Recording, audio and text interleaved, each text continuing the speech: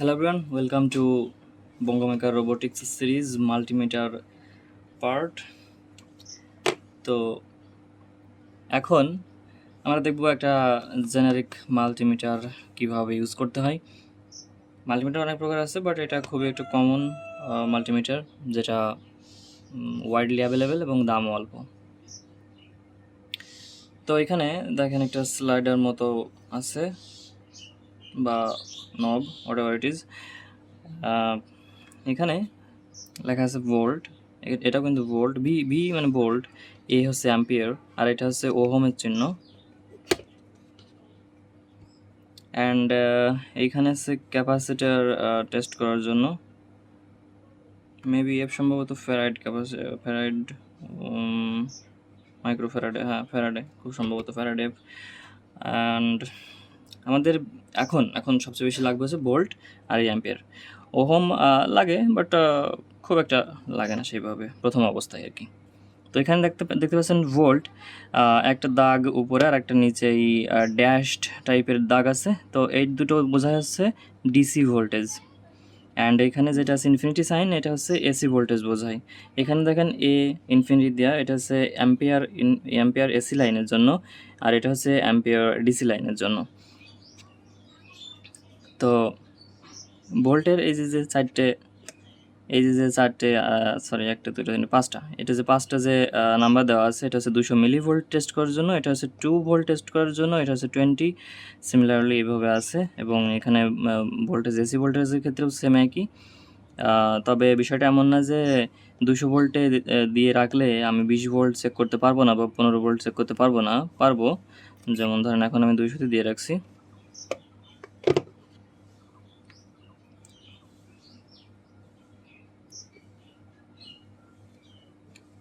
দেখেন এখানে দেখা যাচ্ছে 3.9, বাট আমি যদি আরও প্রিসাইজলি দেখতে চাই তাহলে এই দেখেন 3.99 বা 4-এর কাছাকাছি চলে যাচ্ছে। তো আসলে এখানে পয়েন্টটা খেয়াল করেন, 2 ভোল্টে দিলে এই পয়েন্টটা এখানে চলে আসছে, অর্থাৎ এখানে পয়েন্টের পরে 3টা ডিজিট দেখতে পারবো। 20তে দিলে 2টা, আর 200-এ দিলে জাস্ট একটা দেখতে পারবো, কারণ এখানে 200 ধরাতে তো হবে। তো যাই হোক, এটা হচ্ছে ডিসি ভোল্টেজ চেক করার জন্য, এটা হচ্ছে এসি ভোল্টেজ চেক করার জন্য। এসি অ্যাম্পিয়ার চেক করার জন্য অবশ্যই সতর্কতা অবলম্বন করবেন।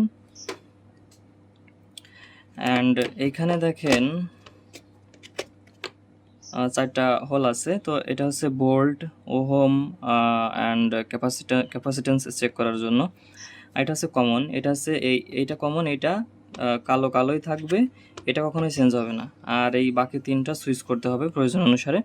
তো যখন ভোল্টেজ, রেজিস্ট্যান্স আর ক্যাপাসিটেন্স চেক করতে হবে তখন আমরা এটা এখানে লাগাবো। আর যখন অ্যাম্পিয়ার টেস্ট করতে হবে, দেখেন 20 mA আর মিলি অ্যাম্পিয়ার। তো যখন অ্যাম্পিয়ার টেস্ট করতে হবে তখন আমরা এই দুটো লাগাবো প্রয়োজন অনুসারে। তবে প্রথম অবস্থায় আমার মনে হয় যে 20 অ্যাম্পিয়ার লাগায় রাখাই ভালো, কারণ বলা তো যায় না কোনটায় কত অ্যাম্পিয়ার টানছে। তো অ্যাম্পিয়ার যখন ডিসিতে থাকবে তখন 2 মিলি অ্যাম্পিয়ার, এটা 20 মিলি অ্যাম্পিয়ার, এটা 200 মিলি অ্যাম্পিয়ার, আর এটা হচ্ছে 20 অ্যাম্পিয়ার। তো যখন 20 অ্যাম্পিয়ারে রাখবো তখন আমরা এই 20 অ্যাম্পিয়ার এখানে দেবো। অ্যান্ড এটা সিরিজে কানেকশন যাবে, এই দুটো সিরিজে কানেকশন যাবে। অ্যান্ড এটা এসি লাইনের ক্ষেত্রেও সেম, এসি আমরা 20 অ্যাম্পিয়ারের লাইনে দিয়েছি। তো এক্ষেত্রেও এটা সিরিজে কানেকশন যাবে। তো সিরিজ কানেকশন আমি একটা দিয়ে দেখাই, সিরিজ কানেকশনটা। তো এই দুটো হচ্ছে এসি লাইন, এটা হচ্ছে সিরিজ কানেকশানে দেওয়া আছে। তো আমি আবারও বলছি, এটা কিন্তু করার সময় অবশ্যই আপনারা সতর্কতা অবলম্বন করবেন, কারণ এসি লাইন খুবই বিপজ্জনক। তো এটা আমি একটু দেখাই, এটা ওইখানে যে এসি লাইনে কানেক্টেড আছে। অ্যান্ড আমি যদি এই দেখেন, এটা কিন্তু এসি লাইনের সিরিজে কানেকশন। তো এখন আমরা এটা অ্যাম্পিয়ার টেস্টটা করে দেখি।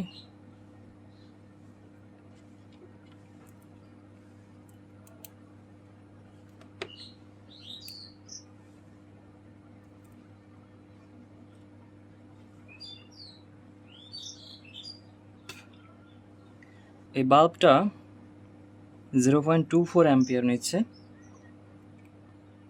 এসি লাইনে। সো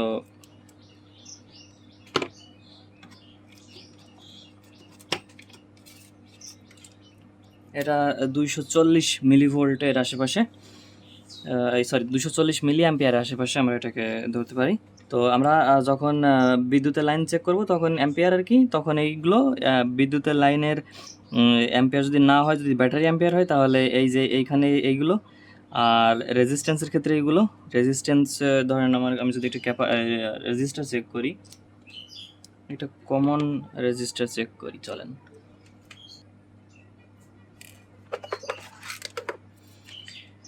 এটা খুবই কমন একটা, এটা হচ্ছে 9.71K, তার মানে হচ্ছে 9.7 10K, এটা হচ্ছে 10K রেজিস্টার, 10K 9K, হ্যাঁ 10K, এটা 10K রেজিস্টার। তো এইভাবে আমরা রেজিস্ট্যান্স বের করতে পারি। ডিসি ভোল্টেজের ক্ষেত্রে ব্যাটারি, এসি ভোল্টেজের ক্ষেত্রে এই পাশে চলে আসবে এগুলো। অ্যান্ড এই 750-এ রাখবেন প্রথমবার চেক করার সময় যখন এসিতে কাজ করবেন। অ্যান্ড এগুলো হচ্ছে ক্যাপাসিটেন্স সেইভাবে দেয় না, আমার মিটারটা তো ভালো না, এই জন্য আর কি। অ্যান্ড কিছু মিটার পাওয়া যায় যেগুলো অটোমেটিক, অর্থাৎ 1টা 2টা 3টা 4টা 5টা 6টা কি 7টা ফাংশন থাকবে, সরি 3টা কি 4টা ফাংশন থাকবে। অটো এসি বা ডিসি ডিটেক্ট করে নেবে, এবং অটো হচ্ছে যে আপনার যে রেঞ্জটা ডিটেক্ট করে নেবে। আপডেট যে মিটারগুলো এসেছে সেগুলোই। আর এখানে একটা আছে যেটা খুবই প্রয়োজনীয়, সেটা হচ্ছে এই যে ডায়োড মোড বা কন্টিনিউটি মোড। ডায়োড মোডটা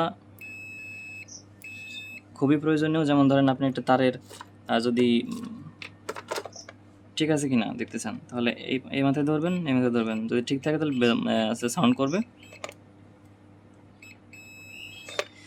এছাড়াও ডায়োড মাপার ক্ষেত্রে, বিভিন্ন পিসিবি ট্রেস করার ক্ষেত্রে, বা কোনো শর্ট, যেমন ধরেন এখানে একটা ডায়োড আছে, কোনো শর্ট টেস্ট করার ক্ষেত্রে আসলে এই মোডটা খুবই কাজে দেয়।